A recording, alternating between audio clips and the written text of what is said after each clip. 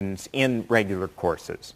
And so I'm going, and this was really based upon looking at the research and particularly the major advances in the past decade or two that across these three rather different areas of ranging from cognitive psychology to basic brain research to classroom studies, particularly in the university science, college and university science classes, there's a very consistent picture between all this research that told us really what was important about achieving learning.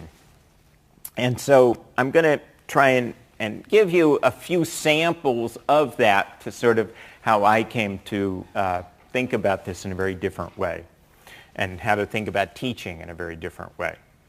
And so I'm going to start by looking at some examples of research first on the ideas about what's been seen about how experts think and learn, and then research on traditional science teaching and how well its students are, how well it's teaching expert thinking, and then some on research showing us how to do better.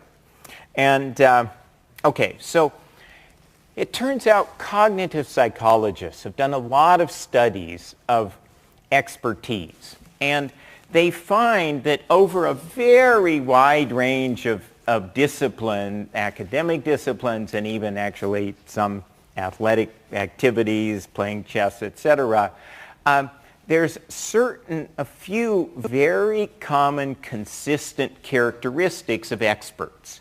The first one's no great surprise. Experts have a lot of factual knowledge in their area of expertise. But the others aren't so obvious. It turns out that experts have a unique mental organizational framework for the information that's consistent across that discipline that allows them to very effectively retrieve and apply their knowledge. And this is based on certain kind of, expert-like recognition of patterns, associations, connections, etc., which in the scientific